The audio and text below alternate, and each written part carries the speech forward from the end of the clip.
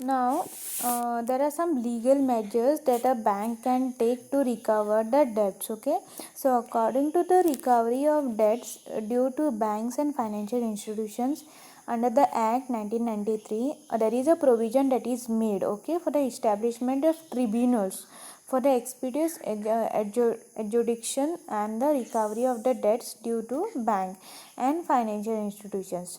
So, according to the central government, can establish one or more debt recovery tribunals consisting of one person for for a term of 5 years. Okay, so debt recovery tribunal जो है as noted above section 3 of the act the central government appoints debt recovery tribunal consisting of one person. Okay, now the tribunal which provide debt recovery officer and other officers as their employees. Okay, एक person जो रहता है उसके और बाकी सारे जो कौन है, they are the employees. So under section 8 of the act establishes appellate tribunal consisting of one person knowing as the presiding officer. Okay, so under section 19 of the act, bank or a financial institution जो भी है which wants to recover debts, any person has to make an application to the tribunal. Okay, which has a jurisdiction over the debtors. On receiving the application, the tribunal has to satisfy itself its own jurisdiction. There is a provision for the appeal of the appellate tribunal. So, a tribunal and the appellate tribunal under section 22 has the same power as vested in the civil code and the code of civil procedure. Okay, so in 1908, okay, while trying a suit in respect of summoning and enforcing the attendance of any person and examining him the oath, requiring the discovery and production of document, receiving evidence of affidavits, issuing commissions for the examination of witness or document, reviving its decision, dismissing an application for default for or deciding it ex parte, setting aside any other dismissal for default, any other matter prescribed. Okay, under section 22 3, any proceedings before the tribunal or the appellate tribunal is deemed to be judicial proceeding within the meaning of section 193 and 228. Okay, and for the purpose of section 196 of IPC, and the tribunal or the appellate tribunal has to be deemed to be the civil purpose, and chapter 16 of the Code of Criminal Procedure 1973.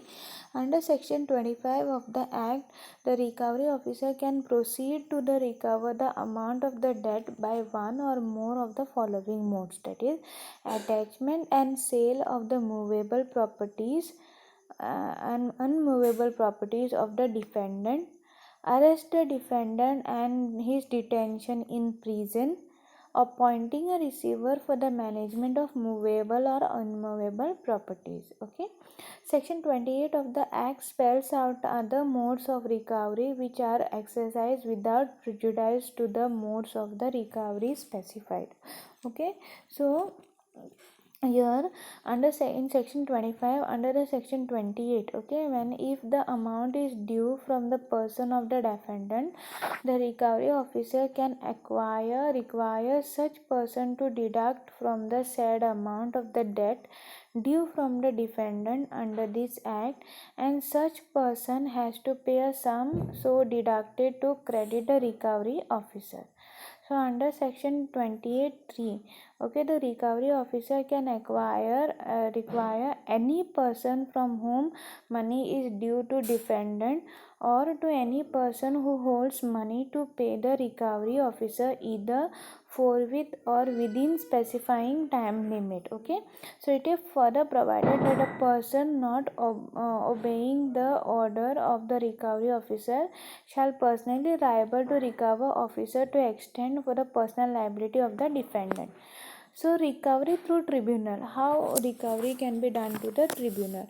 So recovery through tribunal or debts due to the Bank and Financial Institution Act 1993 was enacted on 26/4/1993 with the main objective to provide expeditious adjudications and recovery of the debts bank due and the financial institutions. Okay, the tribunal are empowered to adjudicate the suit with a claim of rupees 10 lakh and above. Okay, with the view to give further trust for the speedy disposal of the suits, more tribunals, also appellate tribunals, were established during the last 3 years. Okay, so this is expected to ensure better distribution of workload amongst the tribunal and thereby quicken the process of disposal of the suits and execution of recovery certificate.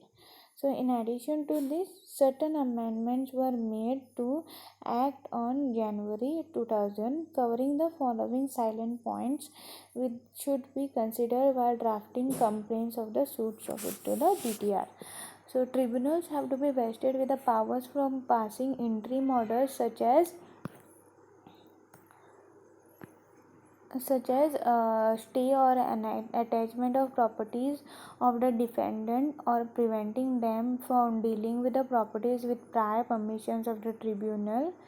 The tribunal can order for appointment of receivers of the properties commissioner for taking inventory and sale, etc. Procedure for hearing has been streamlined, giving specific period for filing a written statement by way of defense. Further set off the counterclaim and now permit to be filed with the defendant, and this would also executed by the tribunal. It is now possible for a bank or financial institution to be joined as an applicant in the application already filed.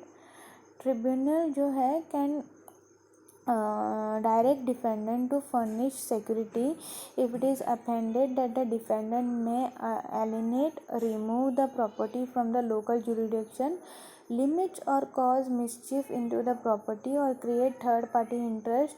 If the security is not furnished, the tribunal can order an attachment of the property or so much as is sufficient to satisfy the claim of the applicant. Disobedience of the order of the tribunal entails penalty by way of civil imprisonment up to 3 months, and as well as order for the attachment of the property of the person. Whether the property is situated within the jurisdiction of two or more tribunals, copy of the recovery certificate will be sent to all such tribunals for execution. The execution is expected to be completed within 180 days. To enable recovery of the debts, and recovery officer has power to ask the defendant from declaration of the assets their provision for appeal against the order of the recovery officer within 30 days.